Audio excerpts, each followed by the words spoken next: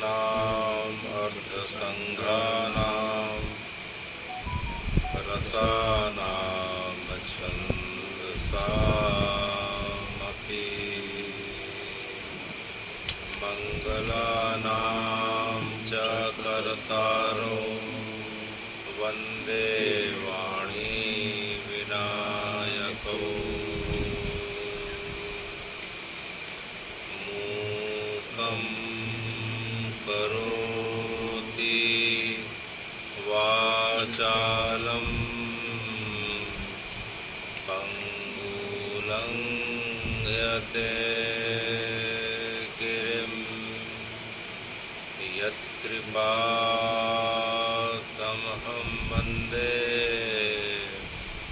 परमानन्दमाधवम्। रामो राजमणि सदा विजयते रामं रमेशं भजे।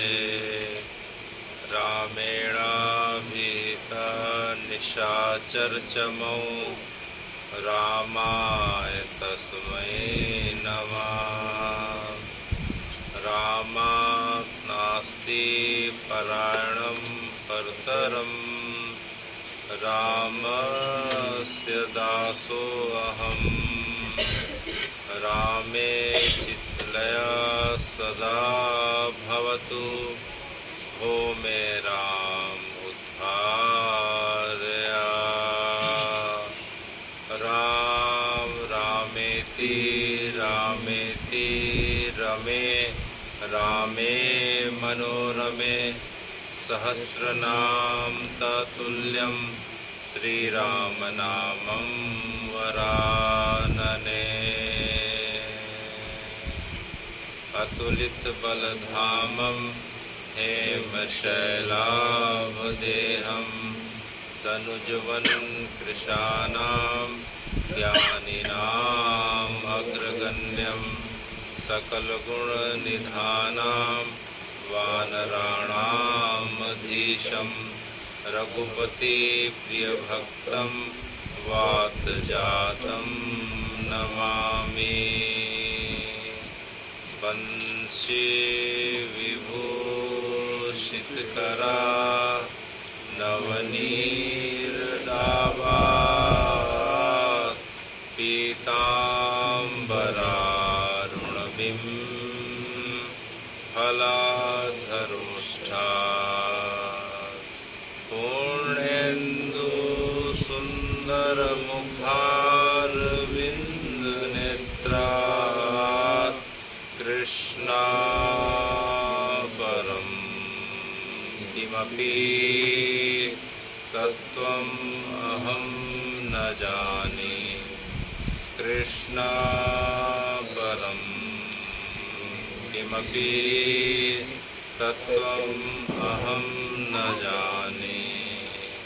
भगवान् अपिता रात्रि भगवान् अपिता रात्रि शरदेन्दुफुल्लमल्लिका वीक्षरन्तुं मनश्चक्रे वीक्षरन्तुं मनश्चक्रे योगमायामुपाश्रिता योगमायामुपाश्रिता भगवान् पिता रात्रि।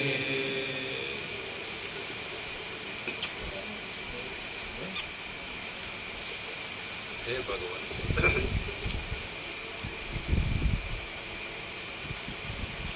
जबकि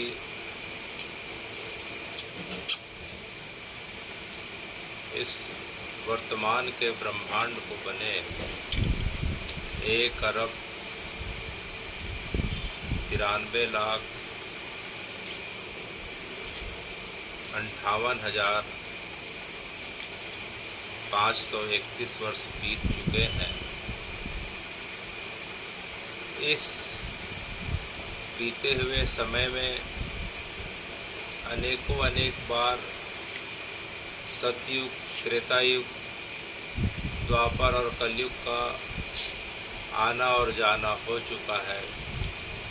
तो हे भगवान, जब जब भी आपको अपने वैकुंठ से, गोलोक से, जब भी आपको स्वयं में रमण करने की इच्छा होती है, अपितु कई बार आप निर्वात की स्थिति से बाहर निकलकर अपनी बनाई हुई सृष्टि में, अपने बनाए हुए मनुष्यों, पशु पक्षियों के बीच, नर नारियों के बीच बाल शिशुवत लीलाओं की करने की इच्छा जब आपके अंदर होती है, तो हे भगवान, आप बार बार इस भूमंडल पे, धराधाम पे आप अवतरित होते आए हैं। शास्त्रों का ऐसा कहना है कि जब जब होए धर्म की हानि, जब भी धरती पे असुरों का उत्पाद बढ़ जाता है, गौ माता पे विपत्ति आने लग जाती है, माता पिता की, पति पत्नी की, इस प्रकार की मर्यादाएं खत्म होने लगती है, पृथ्वी का भार बढ़ने लगता है, तो हे भगवान आपका अवतार होता है। लेकिन मूलतः यह है कि भगवान आपको इन असुरों को मारने के लिए स्वयं शरीर रूप में आने की क्या जरूरत है। जो सूर और असुर आपकी इच्छा शक्ति से आपके देह से प्रकट हुए हैं, आपके पलक झपकते ही पूरे ब्रह्मांड का सृजन और प्रलय हो जाता है। तो हे भगवान, आप क्या इन रावण, कुंभकर्ण के लिए, दंतवक्र और शिशुपाल के लिए, क्या हिरणाक्ष और हिरण्यकश्यप के लिए आप जो है इस धरा पे जन्म लेते हैं। तो शास्त्रों की बात कुछ हद तक तो सही है, लेकिन मूलतः यह है कि भगवान इस बनाई हुई सृष्टि में स्वयं की इच्छा से रमण करने के लिए प्रकट होते हैं, और उसमें रमण करने की जो मुख्य भावना है, भक्तों को भक्ति प्रदान करना, प्रेमियों को जो भगवान के प्रेम के आश्रित होकर अपना जीवन पूरा व्यतीत करते रहते हैं, उन्हें अपनी जो है अलौकिक प्रेम का, अद्भुत प्रेम का, उस महारास का आनंद प्रदान करना होता है, और स्वयं में स्वयं के साथ रमण करने की इच्छा होती है। तो हे भगवान, जब द्वापर का, जब 27वां जब द्वापर आता है प्रत्येक कल्प का, तो आपका राधा कृष्ण के रूप में अवतार होता है। इस रूप में अवतार होता है। और जब 22वां जब त्रेता आता है, तो हे भगवान, आपका सीता राम जी के रूप में इस धराधाम में अवतार होता है। तो हे भगवान, आप स्वयं अकेले कभी अवतार नहीं लेते। आपके अवतार की जो है मुख्य जो कारण है, आपकी जो आह्लादनी शक्ति है। भगवान उस प्रकार से हम समझें कि भगवान तो अब शरीर रूप में जो हम देखते हैं राम और कृष्ण के रूप में, लेकिन उनकी जो आह्लादनी शक्ति है, जो भगवान को इस धराधाम में बांध के रखने वाली शक्ति है, जो भक्तों को भगवान के माध्यम से जो आनंद प्रदान करते हैं, हे भगवान, वह शक्ति जो है, उसी शक्ति को हम जो है अलग अलग रूपों में, अलग अलग कल्पों में, कभी जो है लक्ष्मी के रूप में, कभी जानकी के रूप में, और कभी हम राधा के रूप में उसे जो है जान पाते हैं। तो जो कृष्ण प्रेम की जो धारा है, वह अपितु कोई दूसरी कुछ नहीं, वह श्रीमती राधा है। कृष्ण प्रेम की धारा को ही राधा कहा जाता है। भगवान जिनके माध्यम से भक्तों को प्रेम प्रदान कर रहे हैं, प्रेम रस का अनुभव करा रहे हैं, अपनी अलौकिक रास लीला का अनुभव करा रहे हैं, ब्रज मंडल का दर्शन करा रहे हैं, ब्रज रस प्रदान कर रहे हैं।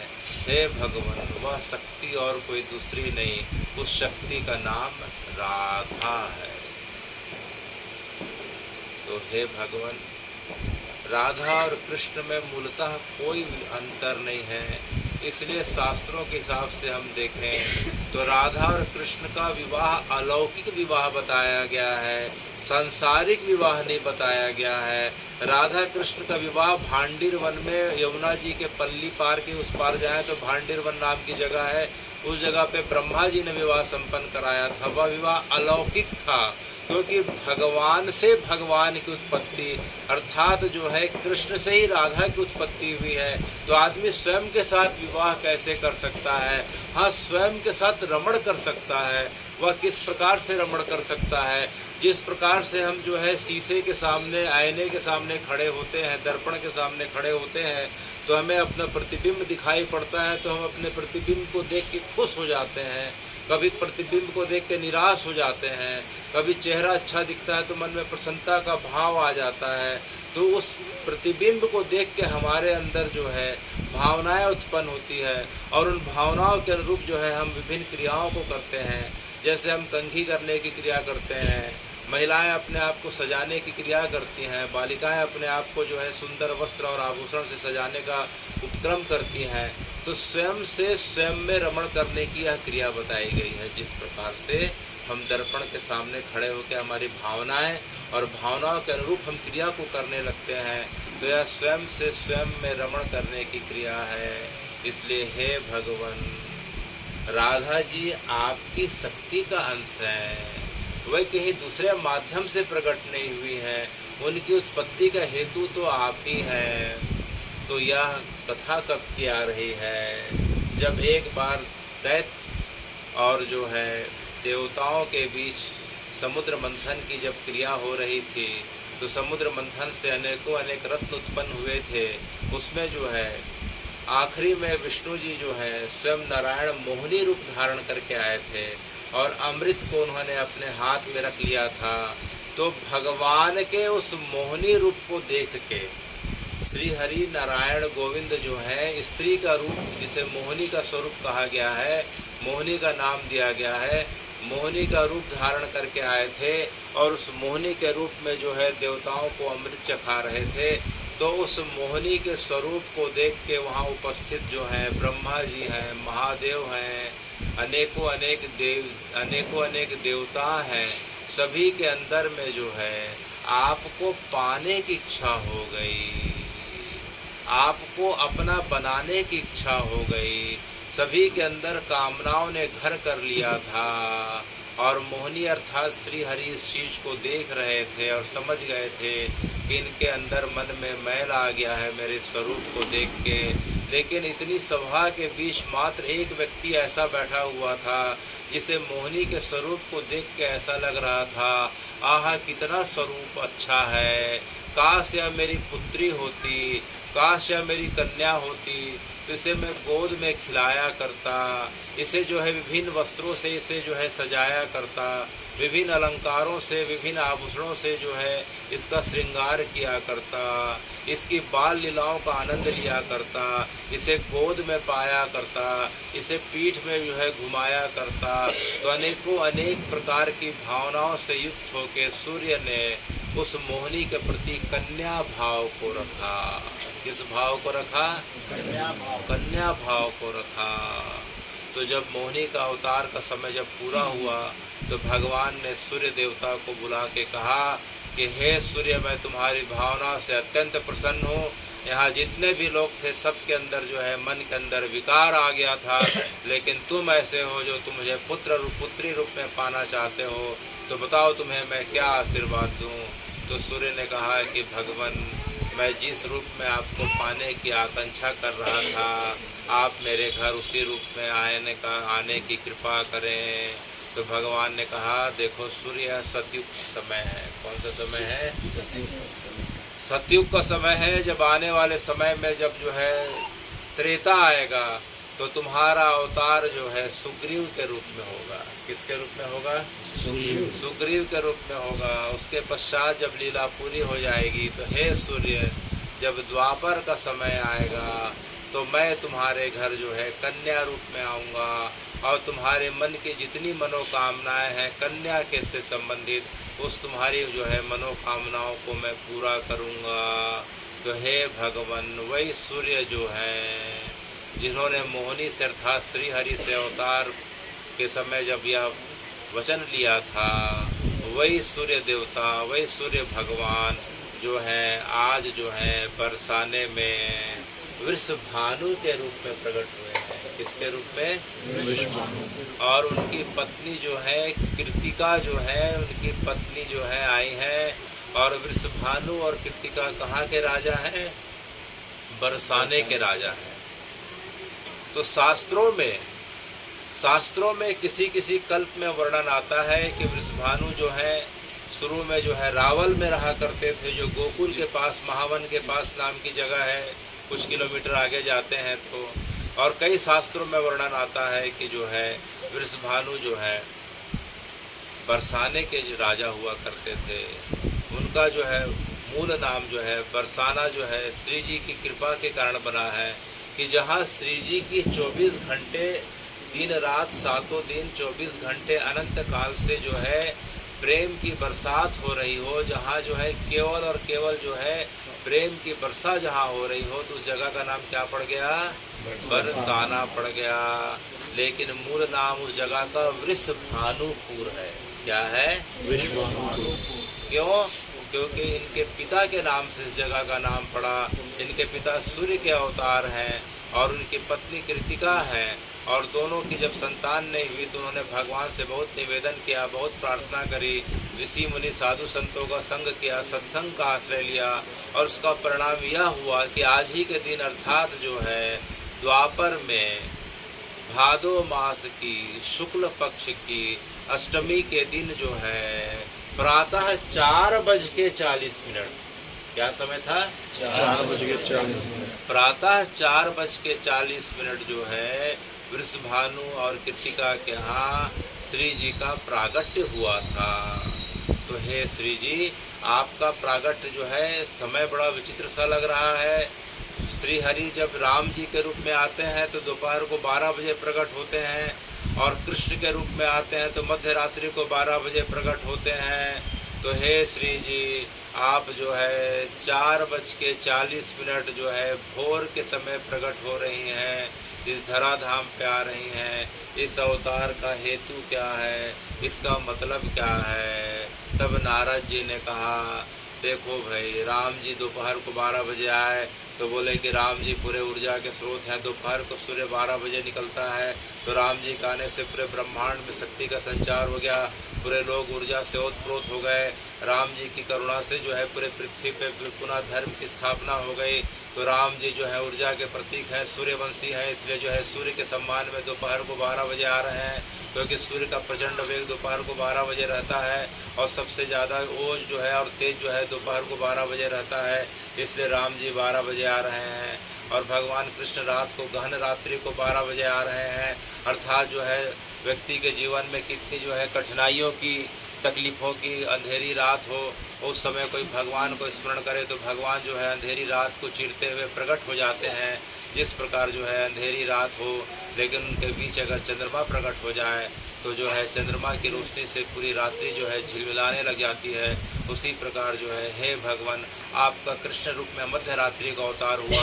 जितने काले कार्य करने वाले लोग हैं, जितने भ्रष्टाचारी लोग हैं, जितने अधार्मिक लोग हैं, जितने गौ हत्यारे हैं, जितने लोग जो है धर्म का स्थापना करके जो है धर्म को किनारे रख दिए थे, तो हे भगवान, धर्म की जो है स्थापना हेतु और अधर्म की कालिमा को मिटाने हेतु आपका जन्म मध्य रात्रि को हुआ। लेकिन जो अंधेरा जो था, ये अंधेरा जो था, अंधेरा हट के जब सूरज जब आता है, जब हम देखते हैं कि सूरज उगने के पहले जो भोर का समय रहता है, पहले भोर का समय होता है, फिर उसके बाद सूर्योदय का समय होता है, फिर धीरे धीरे सूरज उगता है और उगते उगते दोपहरी को जो है अपने प्रचंड तेज में आ जाते हैं। तो हे भगवान, ये जो सूर्य को जो रोशनी जो प्रदान कर रही है, वह रोशनी जो है श्री जी की कृपा से जो है सूर्य को रोशनी मिल रही है।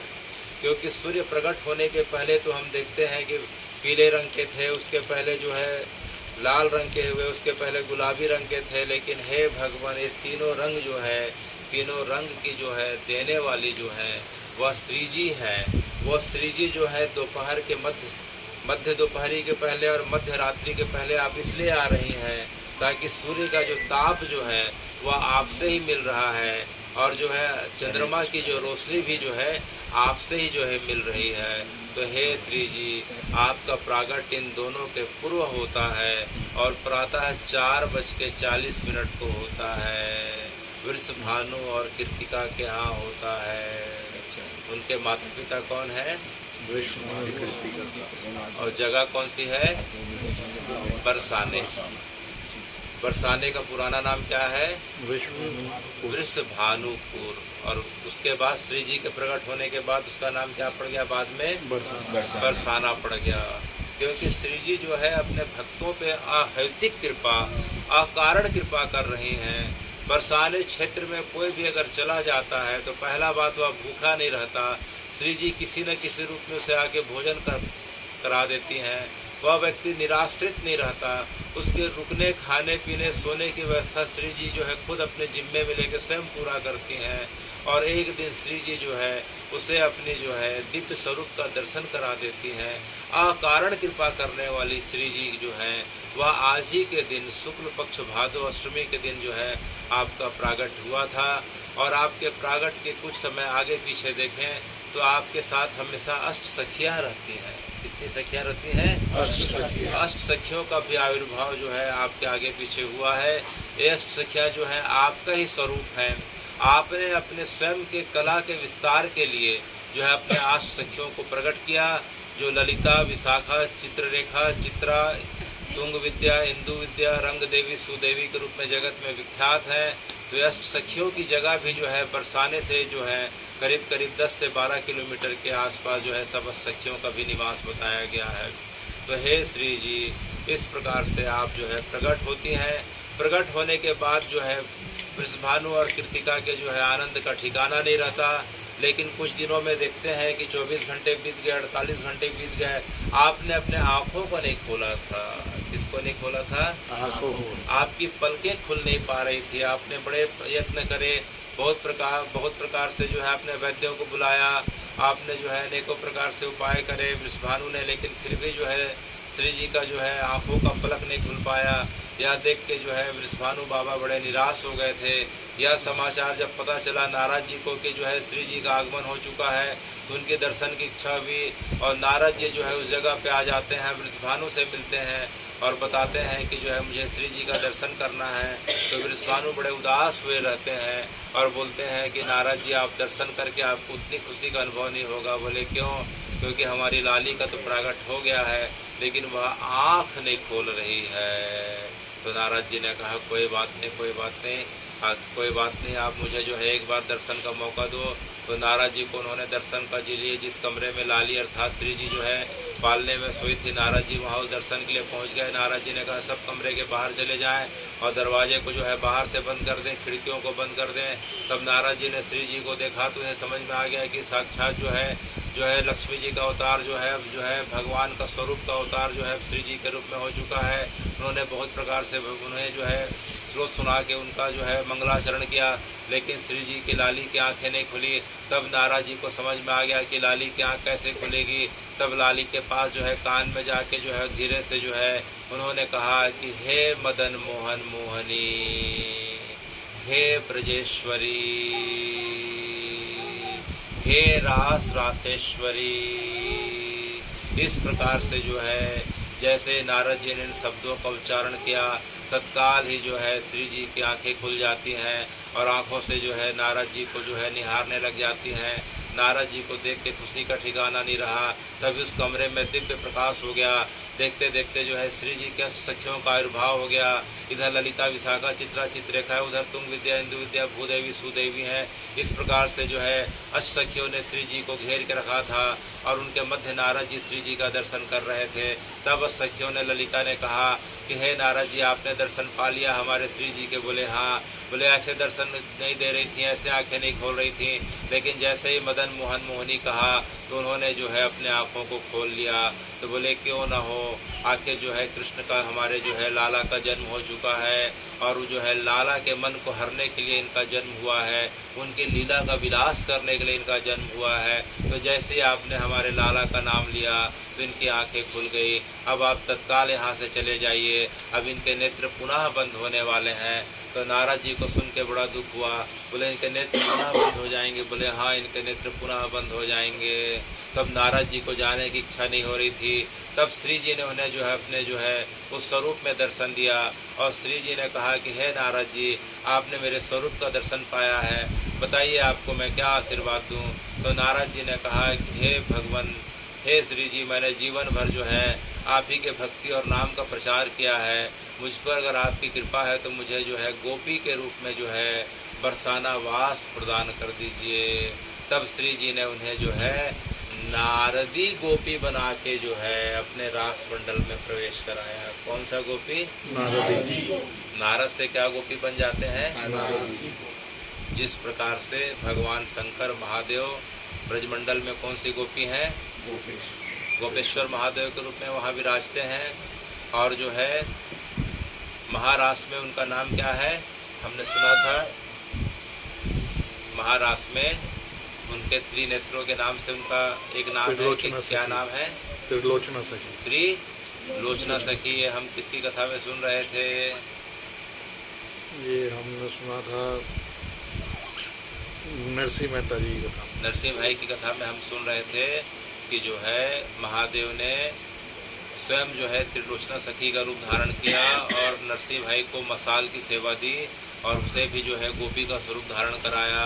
उसी प्रकार से नारद जी भी अब जो है गोपी स्वरूप पाके अब जो है तब से लेके आज तक नारद जी बरसाने में और पूरे ब्रजमंडल में श्री जी के सखियों के साथ महाराज का उस अहौतिक कृपा का आनंद ले रहे हैं।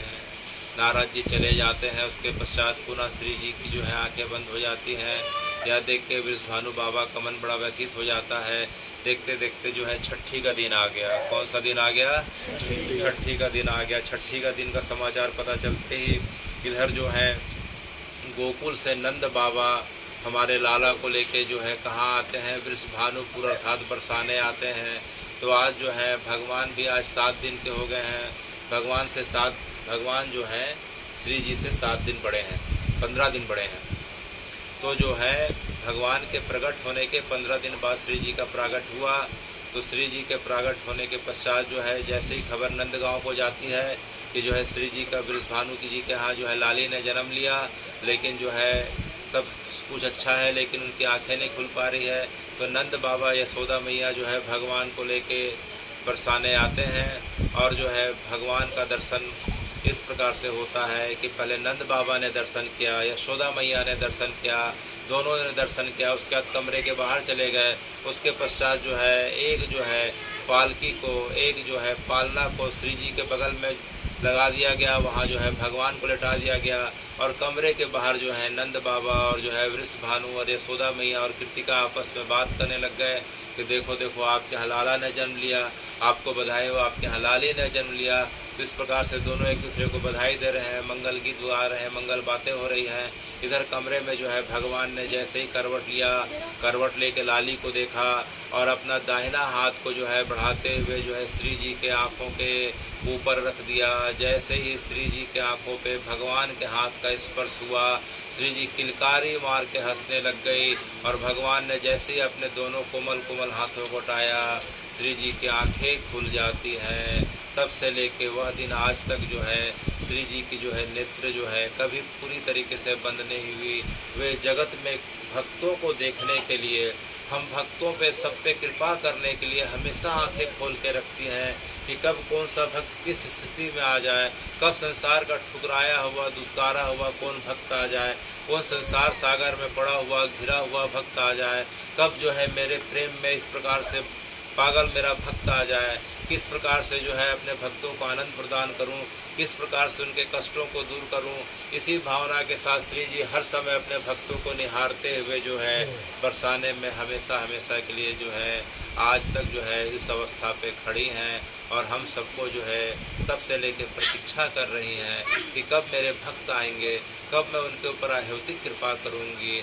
तो इस प्रकार से भगवान का दर्शन पाते ही, भगवान के जो है कोमल हाथों का स्पर्श पाते ही श्री जी ने अपने नेत्रों को खोला और इस प्रकार से जो है श्री जी की किलकारी की आवाज़ बाहर सुनाई देती है। तो दौड़ के नंद बाबा वृषभानु कमरे के अंदर आते हैं और देखते हैं कि आज लाली ने आंखें को खोल लिया, या देखते हैं उनकी प्रसन्नता का ठिकाना नहीं रहा, लाली को उन्होंने अपने गोद में ले लिया। तरह तरह के संस्कार हुए, तरह तरह के उत्सव हुए। इस प्रकार से पूरा बरसाना जो है पूरा उत्सव से जो है रंग दिया गया। कुछ दिन पहले जो है पूरा गोकुल में उत्सव था, अब पूरे बरसाने में उत्सव है। तो देखते देखते जो है इस प्रकार से बरसाने में उत्सव ही उत्सव होने लग जाते हैं। तो हे श्री जी, धीरे धीरे आप बढ़ने और लग जाती हैं, और जो है आपकी जो है अवस्था धीरे धीरे बढ़ के जो है किशोर अवस्था को आ जाती है। आपकी जो है 11 वर्ष के बाद की अवस्था को जो है श्री जी के नाम से जाना जाता है।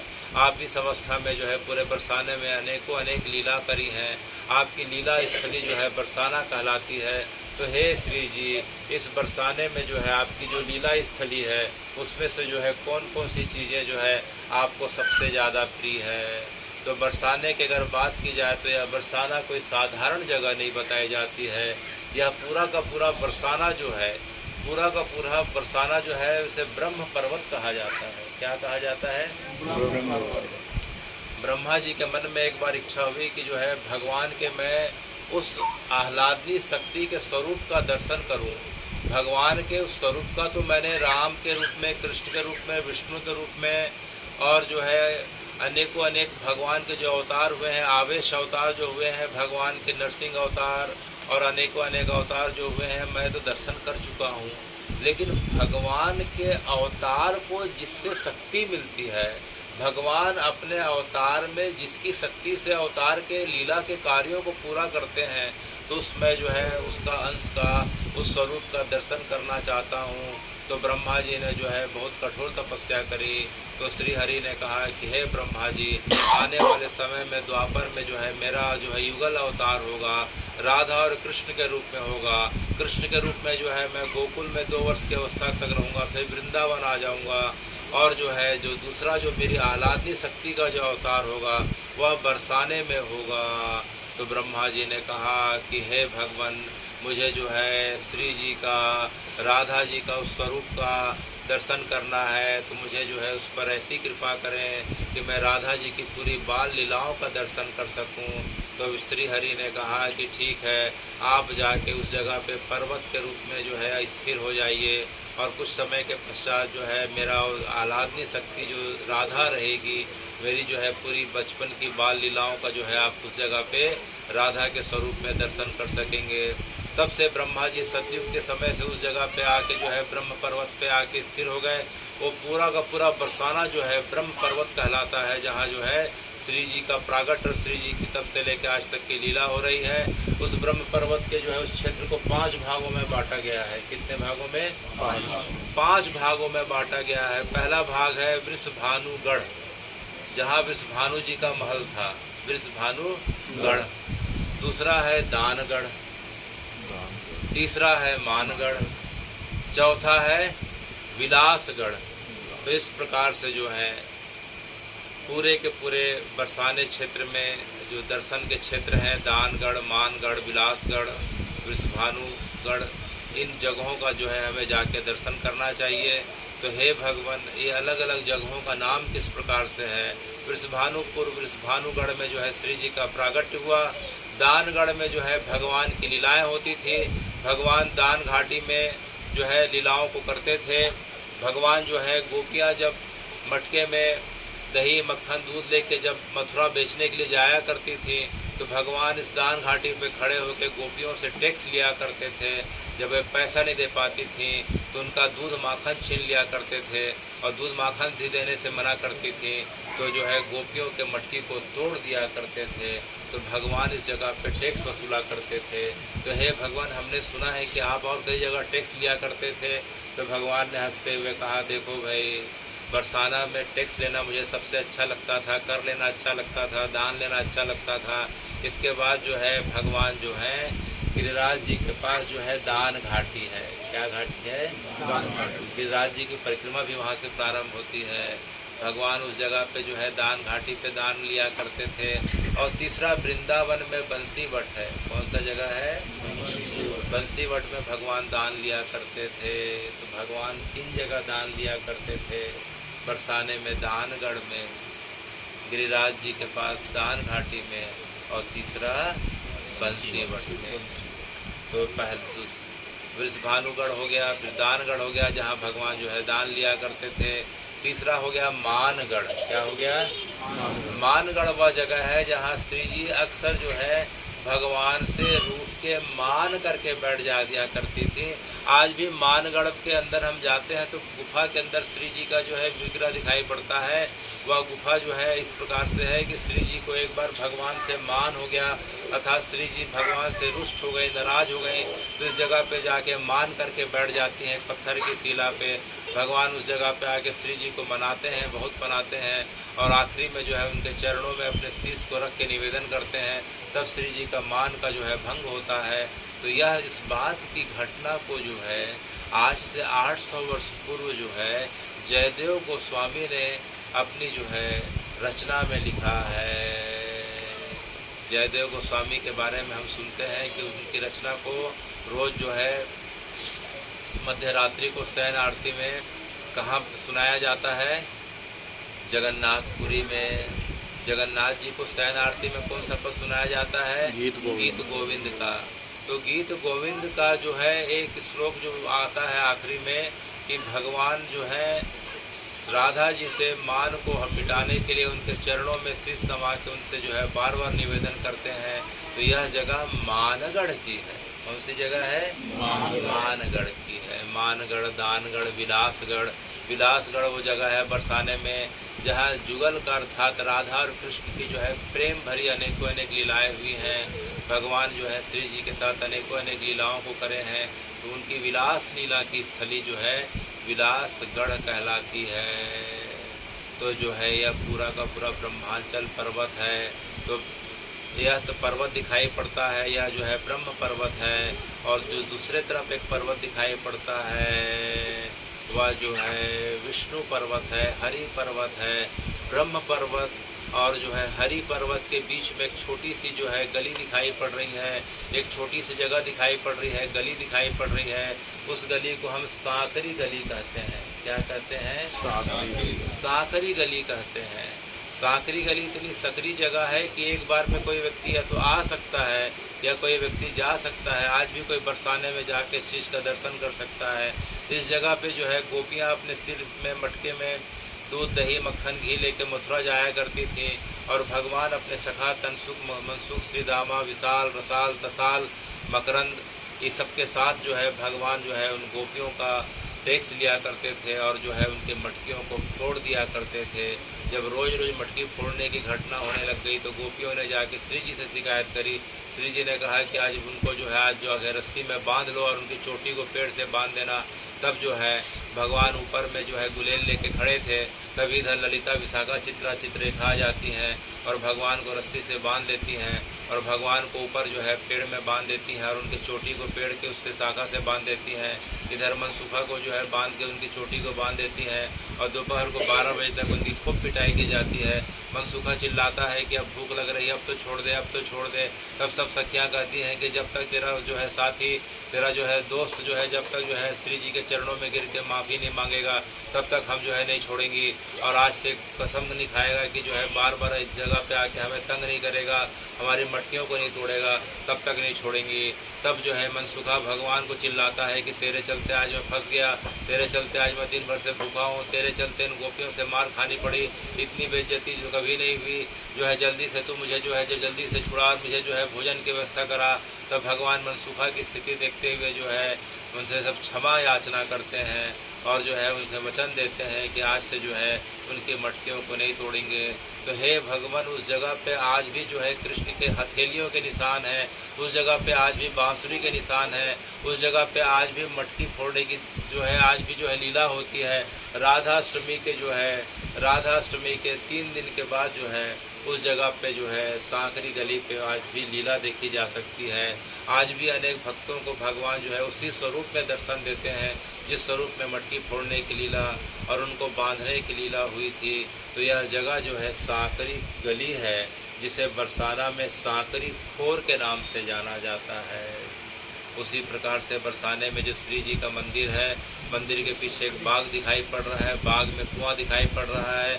उस बाग को राधा बाग कहते हैं और उस राधा बाग से जो है श्री जी के जो है श्रृंगार के लिए जितने फूल जाते हैं वे राधा बाग से जाते हैं, और श्री जी के भोजन प्रसादी के लिए जो जल जाता है इसी जो है कूप से जाता है, अर्थात इस कुएँ से जाता है।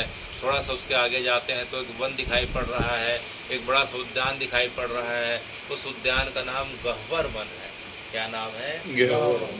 इस गह्वर वन की सबसे खासियत या विशेषता यह है कि इस पूरे गह्वर वन को जो है राधा जी ने अपने हाथों से बनाया था। इस उद्यान का निर्माण राधा जी ने स्वयं अपने हाथों से बनाया था। एक एक जो है पेड़ पौधों लता पताकों को राधा जी अपने हाथों से लगाई हैं, अपने हाथों से सींची हैं, अपने हाथों से बड़ा करी हैं। उनकी छाँवों में जो है राधा जी अपने सखियों के साथ अनेकों अनेक प्रकार की जो है बाल लीलाओं को करी हैं।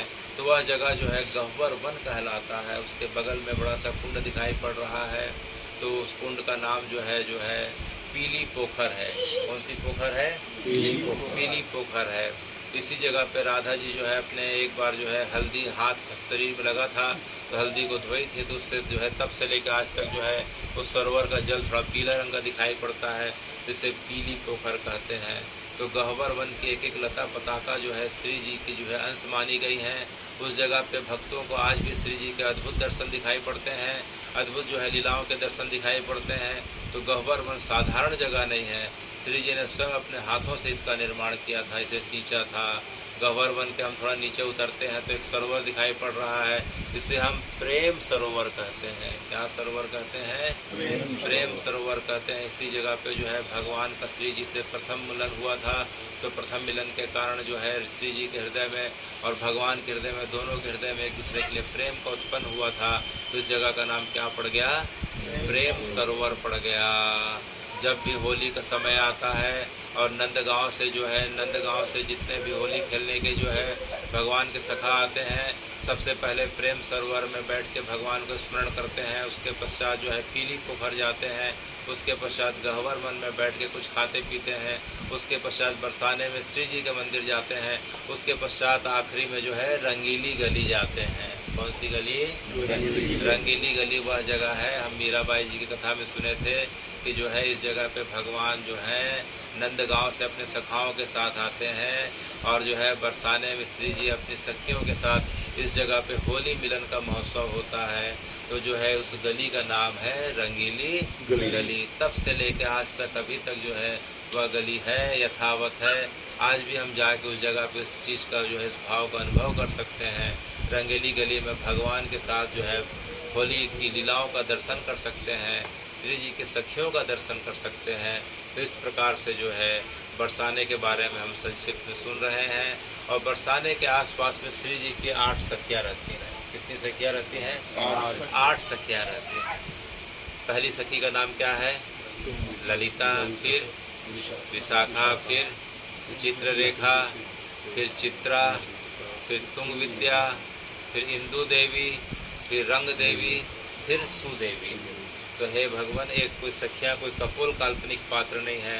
प्रत्येक सखियों का गांव है, प्रत्येक सखी के माता पिता हैं, प्रत्येक सखी के मंदिर हैं, प्रत्येक सखी के पति हैं, प्रत्येक सखी के जो है सेवा बताई गई है। तो हे भगवान, अब हम ललिता जी के गांव जा रहे हैं। बरसाने से 3 किलोमीटर आगे जाते हैं तो ललिता जी का गांव पड़ता है। इसे ऊंचा गांव कहते हैं। क्या गांव कहते हैं? ऊंचा गांव कहते हैं। इस जगह पे ललिता जी का प्रागट हुआ था। ललिता जी के पिता जो है विशोका नाम के गोप हैं और माता का नाम शारदा है। पिता कौन है? विशोका, विशोक, जिसे कभी जीवन में शोक ना हुआ हो। विशोक नाम के गोप, और उनकी माँ का नाम क्या है? शारदा। तो विशोक और शारदा की कन्या के रूप में ललिता ने जन्म लिया। आप जो है श्री जी से 27 दिन बड़ी हैं। कितने दिन बड़ी हैं? 27 दिन बड़ी हैं। और ऊंचे गांव में रहती हैं। जिस पर्वत पे रहती हैं उस पर्वत का नाम है अटोर पर्वत। क्या नाम है? अटोर पर्वत। आप लाल वस्त्रों को धारण करती हैं और मुख्यतः जो है आप श्री जी के सखियों में आप सबसे प्रधान सखी के रूप में जानी जाती हैं। आपकी मुख्य सेवा जो है मिलन की सेवा है। आप जो है श्री जी को भगवान से मिलाने का मुख्य कार्य करती हैं। और उसके पश्चात आपकी जो सेवा है, आप कभी नौका विहार कराती हैं। आप युगल को अर्थात राधा कृष्ण को कभी जो है यमुना जी के जल में आप नौका विहार कराती हैं, कभी जो है यमुना जी के सरोवरों में, कभी जो है वृंदावन के सरोवर, कभी नंदगांव के सरोवर, कभी बरसाने के सरोवर में आप नौका विहार करती हैं, कभी जल विहार करती हैं, कभी जल केली की क्रिया करती हैं। नौका विहार करते करते जो है भगवान जो है श्री जी के जो है अपने अंजुली में जल भर के जल डालते हैं, तो इधर जो है श्री जी अपनी सखियों के साथ भगवान को जल देती हैं। इसी प्रकार से यमुना जी का विहार जो है विहार लीला है, नौका लीला है। तो आप अनेकों अनेक प्रकार के मिलन के माध्यम से जो है जुगल की जो है मिलन लीला को संपन्न कराती हैं, नौका विहार कराती हैं। और सबसे आपकी जो मुख्य सेवा है वह आपकी पान की सेवा है। किसकी सेवा है? पान की सेवा। हम जो है श्रीनाथ जी के मंदिर नाथ द्वारा जाते हैं, तो वहाँ एक कक्ष में ऊपर के प्रथम तल के कक्ष में जो है एक पूरा कक्षी है, जहाँ हर समय वहाँ के लोग जो है पान बनाते रहते हैं। वहाँ ललिता जी का जो है एक रखा हुआ है, विग्रह रखा हुआ है, फोटो रखी हुई है।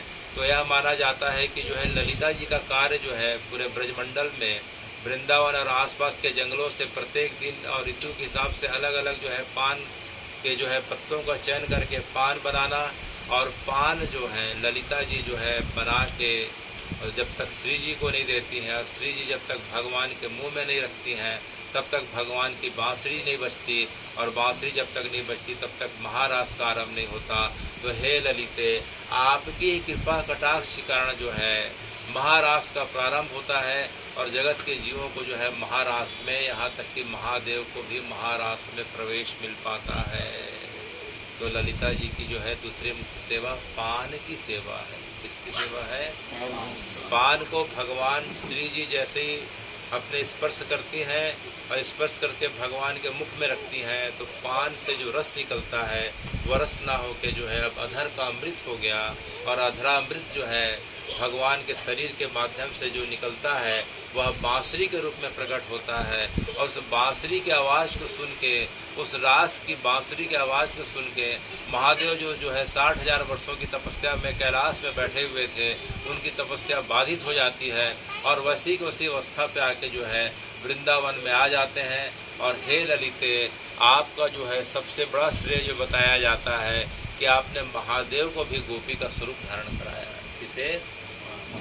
महादेव जब जो है बांसुरी की आवाज़ सुन के रास को देखने की इच्छा से आते हैं, तो सबसे पहले ललिता ने उन्हें रोक दिया कि हे महादेव, महारास में स्त्रियों का पुरुषों का प्रवेश वर्जित है।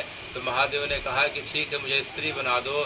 तब जो है महादेव को ललिता ने कहा कि आपको जो है जटाजूट को हटानी फेंकनी पड़ेगी।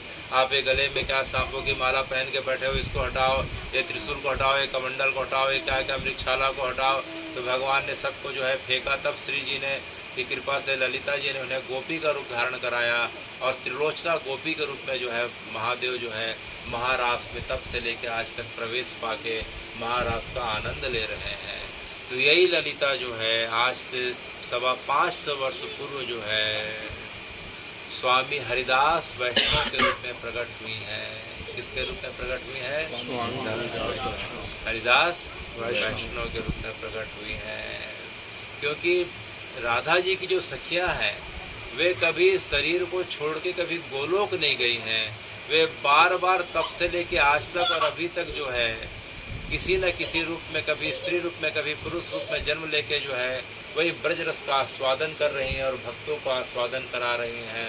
तो ललिता जी आज से 525 वर्ष पूर्व जो है स्वामी हरिदास जी के रूप में प्रकट हुई हैं। इनके माता पिता का नाम आशुतोष था, और माँ का नाम गंगाबाई था। माँ का नाम क्या था? गंगाबाई। तो मूलतः ये मुल्तान के रहने वाले थे इनके पिता और इनके पूर्वज, लेकिन जो है मुल्तान से इनके पिताजी जो है भक्ति करने के उद्देश्य से ब्रज के पास आ जाते हैं। ब्रज के पास एक कोली नाम का गांव है, वर्तमान में उसे हरिपुर के नाम से जाना जाता है।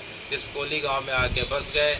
आप ही के घर में जो है स्वामी हरिदास का जन्म हुआ, और बचपन से आपके मन में भगवान को पाने की बड़ी इच्छा थी, और भगवान के पाने की इच्छा के कारण जो आपका विवाह तो हुआ हरिमती नाम की कन्या से, लेकिन हरिमती नाम की कन्या से विवाह के कुछ समय के पश्चात आपका उनसे जो है विछोह हो गया, और इसके पश्चात आप निधिवन आ जाते हैं।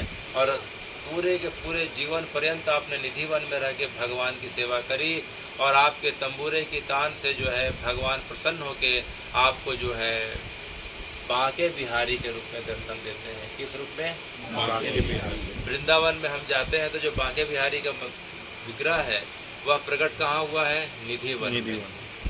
किनके कारण? भक्ति के कारण प्रकट हुआ है? हरिदास स्वामी हरिदास जी के भक्ति के कारण प्रकट हुआ है। तो जो है स्वामी हरिदास जी के भक्ति के कारण जो है बांके बिहारी जो प्रकट हुए हैं, बाद में उन्हें मंदिर में स्थानांतरित किया गया। हरिदास जी की समाधि भी उसी जगह पे है। आपने जीवन पर्यंत जो है उस जगह पे जो है भगवान का भजन किया। आपके शिष्यों में बड़े प्रमुख शिष्य हैं, उसमें से एक का नाम तानसेन है। क्या नाम है? तानसेन आपके शिष्यों में बड़ा प्रमुख शिष्य है। तानसेन सबसे पहले जो है छतरपुर के पास में जो छतरपुर के राजा के यहाँ जो हुआ करते थे, लेकिन उन कुछ भेद के कारण जो है आपके पास आ जाते हैं। आपके पास आके सभी रागों का जो है आपने शिक्षा ग्रहण करी और आपने तानसेन को कहा कि तानसेन तुम जाके दिल्ली दरबार में जाओ और वहाँ तुम्हारा जो है आने वाला समय रहेगा। तो तानसेन अकबर के पास चले जाते हैं। अकबर को जो है बीच बीच में जो राग सुनाते हैं या सुन के अकबर बड़ा आश्चर्यचकित हो जाता है। तो एक बार जो है अकबर उनसे पूछता है कि तुम इतना अच्छा राग कैसे सुनाते हो? तो उन्होंने कहा कि राग तो कुछ नहीं है, जिस राग की बात कर रहे हैं उस राग की तुलना में अगर मैं अपने मेरे गुरु की बात बताऊं तो बोले तुम्हारे गुरु कौन? तो बोले मेरे गुरु स्वामी हरिदास हैं। बोले कहाँ हैं? बोले वृंदावन में हैं, उन्हें तुम एक बार लेके आ जाओ। तो बोले वो नहीं आ सकते, जाना है तो आपको जाना पड़ेगा। तो अकबर जो है हरिदास जी के साथ जाता है। तो हरिदास जी ने कहा कि मथुरा पहुंच रहा है, आप अपना राजा का वेश, राजा का कपड़ा उतारिए। राजा का कपड़ा उतार दिया। बोले आपको जो है एक सामान्य व्यक्ति का जो है वेश धारण करना पड़ेगा। तो अकबर जो है तानसेन के साथ उनके पास निधिवन पहुंच जाता है। तो जो है गुरुजी को देख के तानसेन ने प्रणाम किया और गुरुजी को जो है देख के प्रणाम करता है। तो गुरुजी ने कहा तानसेन बताओ तुमने क्या क्या वहाँ सुनाया, कुछ मुझे भी सुनाओ। तो तानसेन जो है जानबूझ के जो है गलत राग में अपने गुरुजी को सुनाने लग जाते हैं। यह देख के जो है स्वामी हरिदास बड़े नाराज हो जाते हैं कि तुम जो है महल में जाके रागों को भूल गए, ऐसा राग नहीं है बेटा, ऐसा राग है। तो यह जो है बोलते ही स्वामी हरिदास ने जो है तानसेन की गलती को सुधारने के लिए स्वयं अपनी बीड़ा लेके जो है रागों को छेड़ा और देखते देखते जो है उस जगह पे मानो महाराज का दृश्य उत्पन्न हो गया। अकबर के समझ में नहीं आ रहा था कि किस रूप में आ गया, किस जगह पे आ गया। उनकी बीड़ा की मधुर तान के आगे अकबर को जो है ऐसा लग रहा था कि पूरा संसार छूट गया, एक दूसरे दुनिया में प्रवेश कर लिया है जहाँ केवल आनंद ही आनंद है और उसके अलावा कुछ है ही नहीं। देखते देखते अकबर का जो है पूरा का पूरा मन जो है संसार से हट के जो है अखंड परमानंद में रम गया। और जैसे ही बीड़ा की जो है तान पूरी हुई, अकबर के मुंह से बार बार वाह वाह की आवाज़ निकलने लगी। तब जो है हरिदास ने तानसेन से कहा कि वाह वाह कर रहा है व्यक्ति है कौन? तो जो है तानसेन से रहा नहीं गया, वह बताया कि भगवान जो है यह जो है दिल्ली का सम्राट अकबर है। तब जो है स्वामी हरिदास जी बोले कि अच्छा हुआ आप जो है इस वेश में आए, अगर जो है राजा के वेश में आते तो आपको आनंद नहीं मिल पाता। तो अकबर ने कहा महाराज मैं इतने दूर से आया हूँ, बताइए मैं आपकी क्या सेवा कर सकता हूँ? पूरे के पूरे वृंदावन को मैं पूरा बदल सकता हूँ, आपके रहने के लिए महल की व्यवस्था कर सकता हूँ, जीवन पर्यंत भोजन की व्यवस्था कर सकता हूँ। तब स्वामी हरिदास जी ने देखा कि अकबर के अंदर अहंकार आ रहा है, तो उनके अहंकार को मिटाने के लिए कहा कि इन्हें जो है बंसीवट बिहारी घाट ले जाओ तानसेन, और बिहारी घाट में एक सीढ़ी जो है थोड़ा सा टूट गई है, उस सीढ़ी की उससे मरम्मत करा देना। तो बिहारी घाट जो है तानसेन अकबर को ले जाते हैं और तानसेन को बोलते हैं कि गुरुजी ने बताया है कि सीढ़ी की मरम्मत करनी है, देख लो कौन सी सीढ़ी की मरम्मत करनी है आपको। तो अकबर ने जैसे ही आँख उठा के देखा तो वहाँ जो है पूरी की पूरी बिहारी घाट जो है की सीढ़ियाँ जो है पूरी की पूरी अनेकों अनेक मड़ियों से जो है युक्त जगमगा रही थी। एक भी ऐसा जगह खाली नहीं था जहाँ पूरी की पूरी मड़ियों से नवरत्नों से युक्त जो है सीढ़ी ना हो। यह देख के अकबर का अहंकार टूट गया कि मैं किनके पास आया था और उनसे किस प्रकार की अच्छी बातें कर रहा था कि मैं एक सीढ़ी बनवा देता हूँ। यह तो पूरा का पूरा वृंदावन ही पूरा का पूरा नवरत्नों से जगमगाया हुआ है। तो अकबर को अपने अहंकार का समन हो जाता है और उसके चरणों में गिर के क्षमा याचना करता है। तो तब से लेकर आज तक कथा में वर्णन आता है कि अकबर के कमरे में जहाँ अकबर पूजा किया करते थे, अकबर के कमरे में जो है स्वामी हरिदास जी का फोटो जो है उसने बनवाया चित्रकार को भेज के। जो हम वर्तमान में स्वामी हरिदास जी का फ़ोटो देखते हैं, उस फ़ोटो को अकबर ने बनवाया था, जिसे जो है भक्तों के बीच सुलभ जो है दिखाई पड़ता है, वो अकबर के द्वारा निर्मित था। इसके पश्चात अकबर के कमरे में मीराबाई जी का फ़ोटो था, अकबर के कमरे में रत्नाबाई का फ़ोटो था। इस प्रकार से अकबर के कमरे में जो है हम 3 या 4 लोगों का फ़ोटो देखते हैं। उसमें सबसे प्रमुख जो है स्वामी हरिदास जी हैं, जो तानसेन के गुरु थे, और तानसेन के कारण जो है अकबर को जो है उस अद्भुत आनंद का दर्शन हुआ। उसके पश्चात अकबर ने जो है जितने भी हिंदुओं के विरुद्ध जो कार्य करते थे, उस कार्य को उसने करवाना बंद कर दिया। तो इस प्रकार से जो है हे ललिता, आपको जो है तानसेन के गुरु जो है हम हरिदास के रूप में याद करते हुए आगे बढ़ रहे हैं। इसके पश्चात विशाखा सखी का नाम आता है। किसका नाम आता है? विशाखा सखी जो है कमई गांव की रहने वाली है। कौन सी गांव की? कमई। इनके पिता जो हैं, इनकी माता और पिता जो है कमई गांव की हैं, और ये भगवान के उम्र की हैं।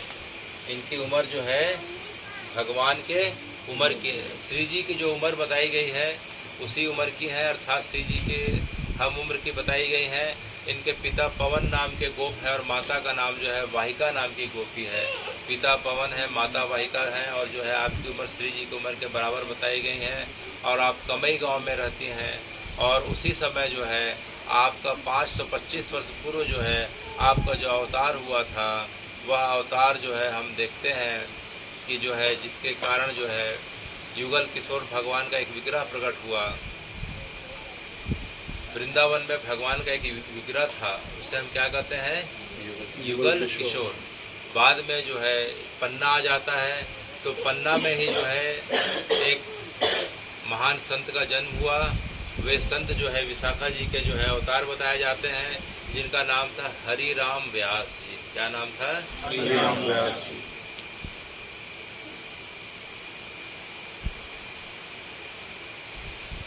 तो हरि राम व्यास जी के रूप में विशाखा जी का जो है पुनः जन्म होता है।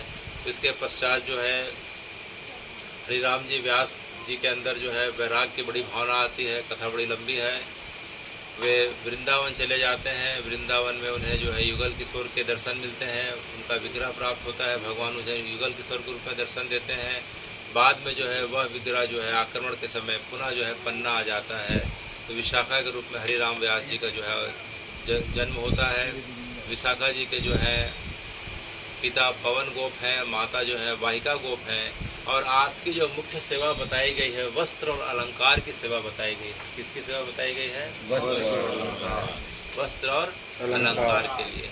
प्रत्येक दिन के हिसाब से और प्रत्येक ऋतु के हिसाब से वस्त्रों का चयन जो है विशाखा करती हैं, और वस्त्रों का चयन करने के पश्चात उसे जो है पहनाने के पश्चात जितने भी अलंकार होने चाहिए, जितने भी आभूषण होने चाहिए, वस्त्र के अनुरूप जो है, ऋतु के अनुरूप और जो है माह और त्यौहार के अनुरूप जितने भी होने चाहिए, तो जो है विशाखा जी है वस्त्र और अलंकार की सेवा करती हैं। इसके पश्चात जो तीसरी सखी के रूप में जो नाम आता है वह जो है चित्ररेखा। किसके नाम पे आता है? चित्ररेखा के नाम पे आता है। वे जो है करहल नाम के गांव की रहने वाली हैं। कौन से गांव की? करहल नाम के गांव के रहने वाली हैं। आपके पिता आराम नाम के गोप हैं, और माँ का नाम वाटिका है। माता जी का नाम क्या है? वाटिका। और पिता का नाम क्या है? आराम। तो आराम और वाटिका गोप के यहाँ आपका जन्म होता है। और जो है आपकी जो है मुख्य सेवा जो बताई गई है, आपकी मुख्य सेवा जंगल से जो है फल की सेवा, सब्जी की सेवा लाना, और जो है जुगल के लिए अर्थात राधा कृष्ण के लिए भोजन पकाने की सेवा बताई गई है। और इस प्रकार से जो है वल्लभाचार्य जी के जो शिष्य थे पद्मनाभ जी, जो है आपके जो है चित्ररेखा के अवतार बताए जाते हैं। और चौथा जो है चौथी सखी के रूप में आती है चित्रा। कौन सी आती है? चित्रा। चित्रा का जन्म जो है चिकसौल नाम के ग्राम में हुआ है। कौन सी जगह पे हुआ है? चिकसौल। जो बरसाना में जो सांकरी गली के हम थोड़ा सा और आगे जाते हैं तो जगह पड़ती है चिकसौल, उसी जगह पे जो है चित्रा का जन्म हुआ है। आपके पिता जो हैं विचित्र नाम के गोप हैं, और माँ का नाम चर्चिका है। माँ का नाम क्या है? और पिता कौन है? विचित्र नाम के गोप है, और माँ का नाम चर्चिका है। और आपकी सेवाओं में तो बड़ी अद्भुत सेवा है। आप जितने भी बर्तन हैं, बर्तन में अगर पानी से बर्तन को भर दिया जाए तो पानी से भरे बर्तनों में आप विभिन्न प्रकार के जो है संगीत का जो है इस प्रकार से अन्वेषण करती हैं। संगीत में आप इस प्रकार से जो है बड़ी माहिर बताई जाती हैं। आपकी जो सेवा है, आप जो है खगोल विज्ञान की बहुत बड़ी जानकार हैं, आपको ज्योतिष विद्या की बड़ी जानकार है। आप हाथ देख के बता देती हैं कि भविष्य में क्या होने वाला है, व्यक्ति पिछले जन्म में क्या था। तो खगोल विद्या की जानकार, ज्योतिष की जानकार हैं। बागवानी की बड़ी शौकीन है। अब राधा जी के साथ जो है गह्वर वन में जो है निर्माण जो हुआ है उसमें मुख्य कार्य आप ही का है कि आप एक जो है पेड़ के बारे में, पौधों के बारे में, लता पताका के बारे में आपकी बड़ी अच्छी जानकारी है। तो इस प्रकार से जो है ये चित्रा की सेवा हो गई। इसके पश्चात जो आती हैं वो आती हैं इंदु विद्या। कौन सी आती हैं? इंदु विद्या। उसके पहले है तुंग विद्या। तो जो तुंग विद्या जो है, तुंग विद्या का जन्म जो है डबरा नाम के गांव में हुआ है। कौन से गांव में? डबरा नाम के। एक बार भगवान के वियोग में तुंग विद्या को इतना विरह हुआ कि उनकी आंखों से इतने झरझर करके आंसू बहने लगे कि जमीन पूरा का पूरा डबरा के समान भर गया, अर्थात जमीन के अंदर गड्ढे हो गए, जो है पूरा डबरा बन गया, अर्थात जो है छोटी से पोखर बन गई। और भगवान ने आके देखा तो वह जो है उनकी जो है विरह की दशा को देख के भगवान से रहा नहीं गया और भगवान उसे तरह तरह से जो है उसे आनंद प्रदान करते हैं। तो डबरा नाम के गांव में आपका जन्म हुआ और आपके पिता का नाम जो है मेघ है और माता का नाम पुष्करा है। पिता का नाम पुष्कर गोप है और माता का नाम मेघा देवी है। पिता का नाम क्या है? और माता का नाम मेघा देवी है। और जो है आपकी जो मुख्य सेवा जो बताई गई है, शरबत की सेवा बताई गई है। किसकी सेवा बताई गई है?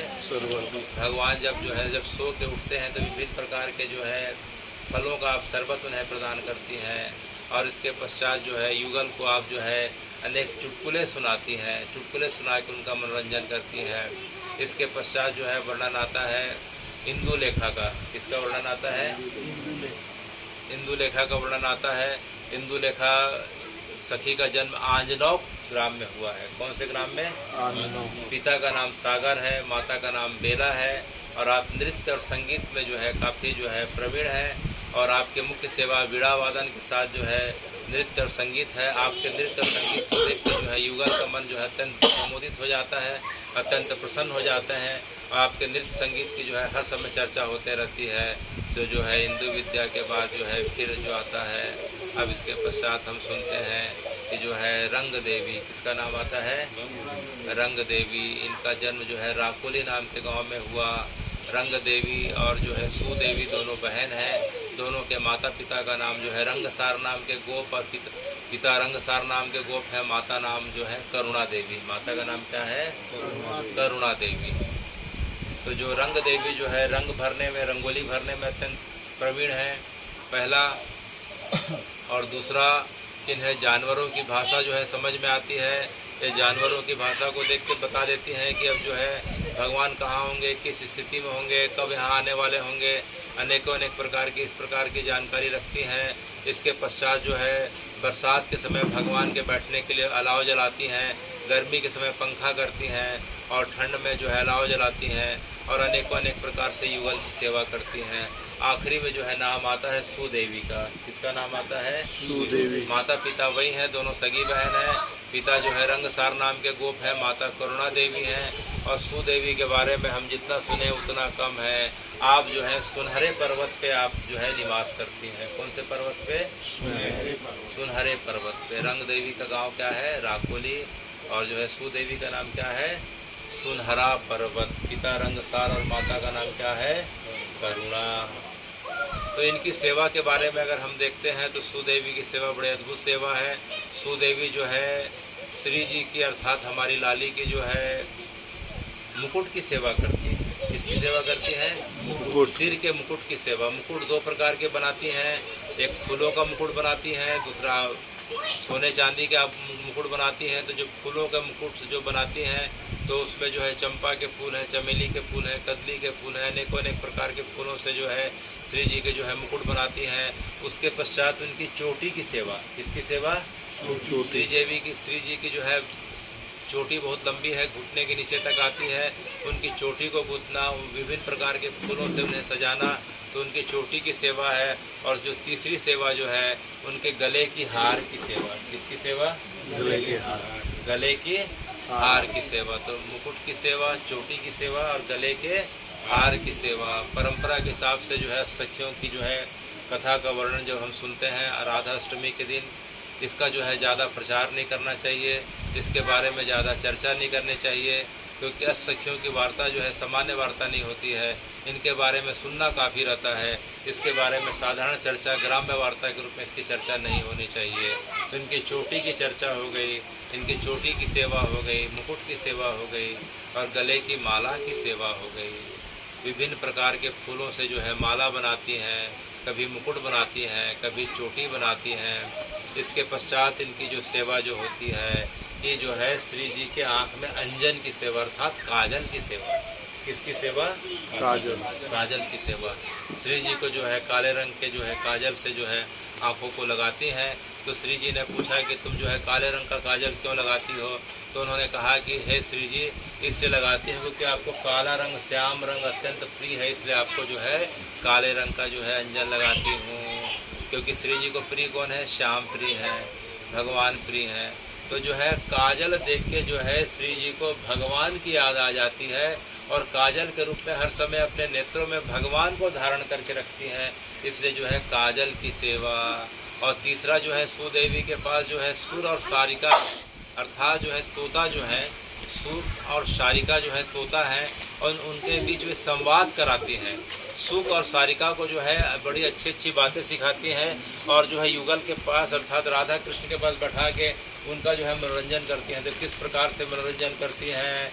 तो सुख जो है भगवान की तरफ बैठे हैं, जो है रास मंडल का समय है, महारास का समय है, भगवान जो है रास विथिका में बैठे हैं, दिव्य सिंहासन है, फूलों के सिंहासन है, दाएं तरफ भगवान बैठे हैं, बाएं तरफ जो है श्री जी बैठी हैं और जो है दाएं तरफ भगवान की तरफ जो सुख अर्थात तोते हैं और उनके तरफ जो है उनकी पत्नियां अर्थात सारिका है, सुख और सारिका बैठी हुए हैं और सुदेवी इशारा करती है।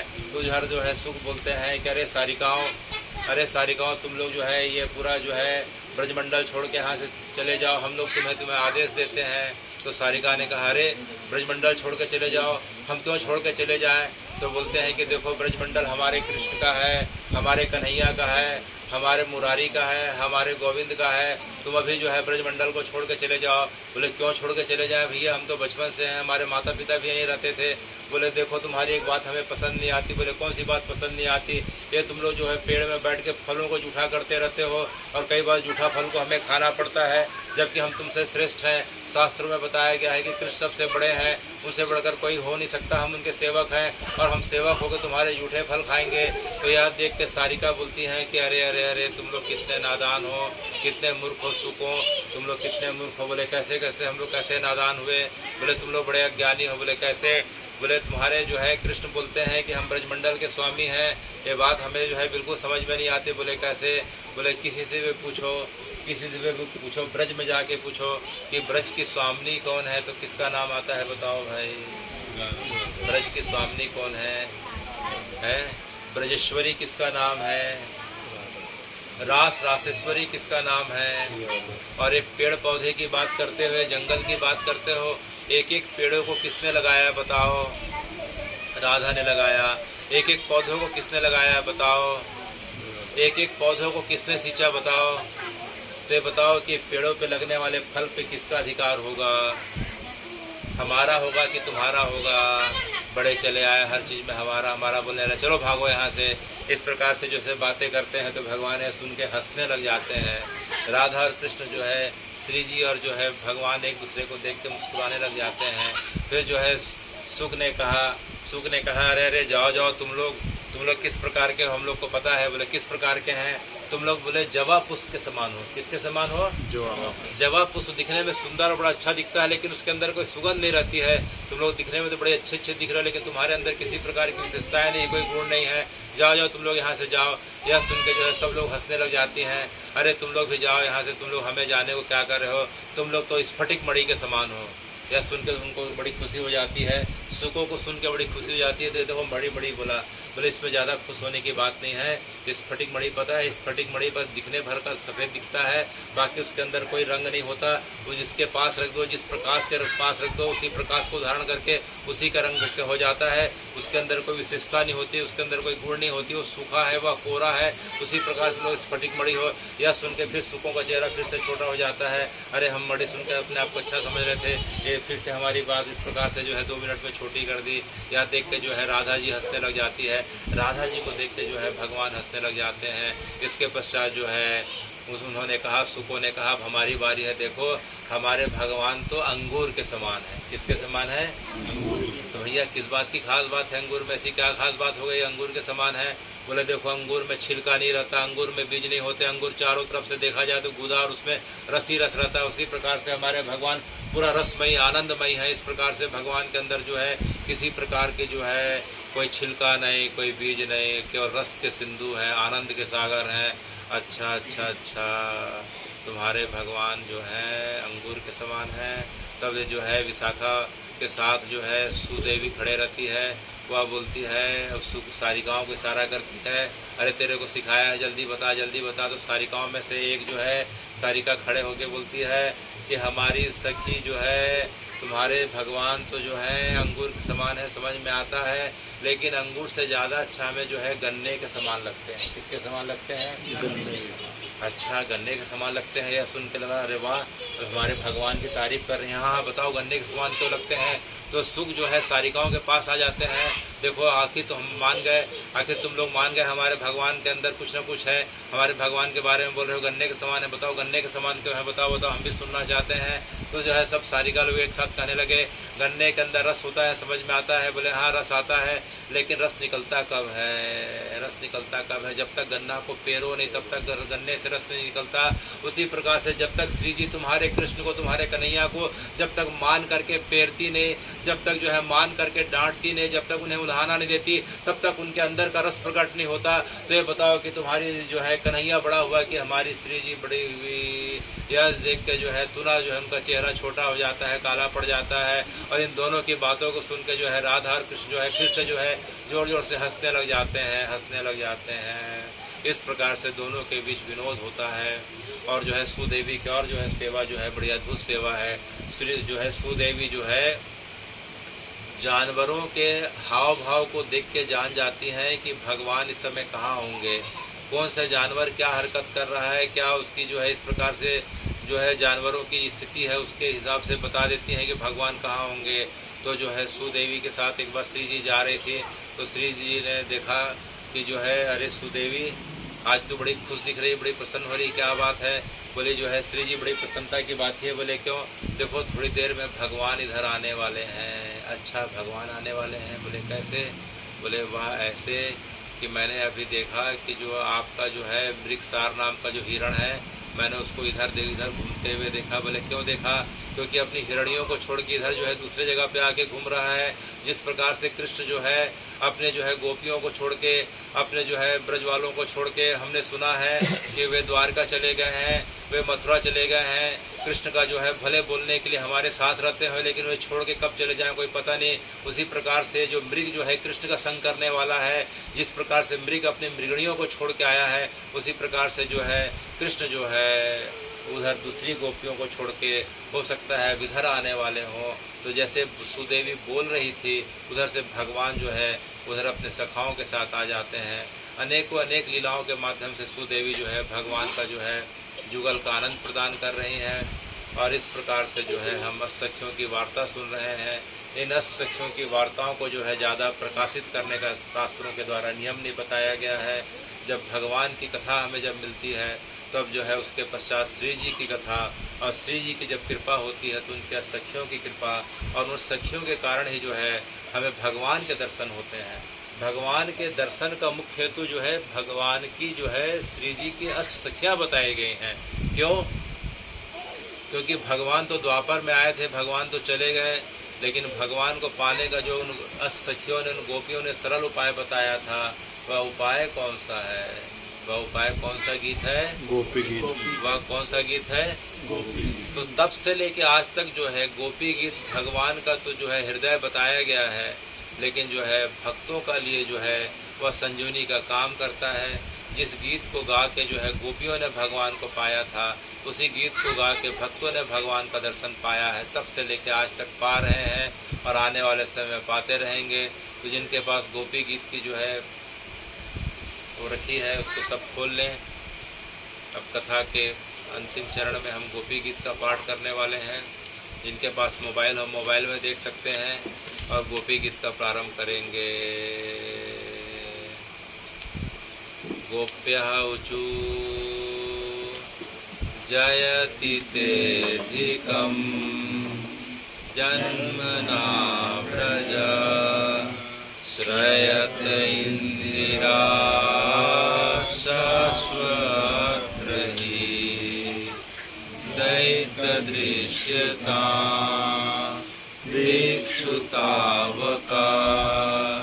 त्वयिन्द्रिता स्वा त्वां विचिन्यते शरदुदाशये साधुजात सरसिजोदरा श्रीमुखादर्शा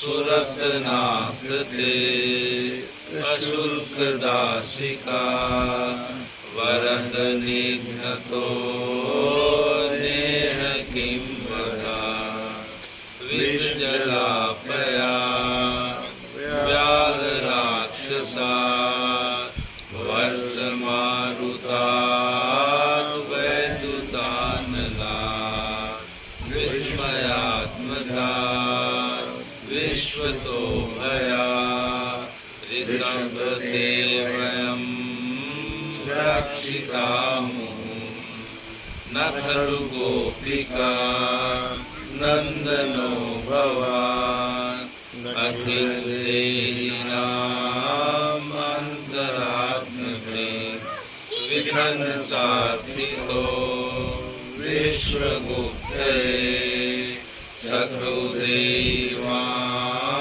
सात्वतामुरे मृत्तिकाभयं विष्णुदुर्गे चरणमीयुतां संस्थितेर्भयात् करसरोरुहं कान्तकामदं शीर्षिदेहिना श्रीकराग्रहम् व्रजजनार्जितं वीरयोषिता निजजना समय ध्वंसनस्मे भज सके भवा किंकरेष्मना जलरुहाननं चारुदर्शया प्रणतदेहिनां पापकर्षणं रणचरानुगं श्रीनिकेतनं फणिर्फणार्पितं ते पदाम्बुजं कृणुकुचे सुनाकेन्द्रियक्षया मधुरया गिरा वल्गुवाक्यया उद्मनोज्ञया पुष्करेक्षणा विधिकरीरिमा वीरमुहती अधरसिधुना आपयस्वना तव कथामृतं तप्तजीवनं कविभिरीडितं कल्मषापहं श्रवणमङ्गलं श्रीमदाततं भुवि गृह्णन्ति ते भूरिदा जना कृष्णं प्रिया प्रेमवीक्षणं विहरणं च ते ध्यानमङ्गलं रहस्यसंविदो या